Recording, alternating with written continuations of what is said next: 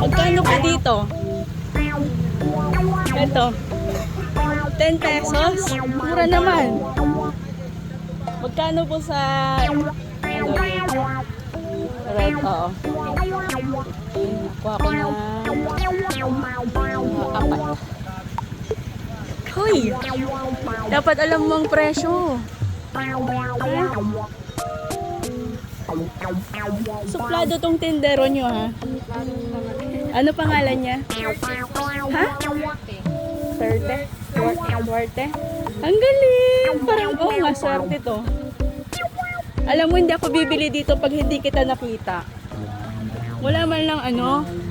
Ay, suplado talaga. Oh? Suplata talaga yan, nakasabalot lang. Hindi naman.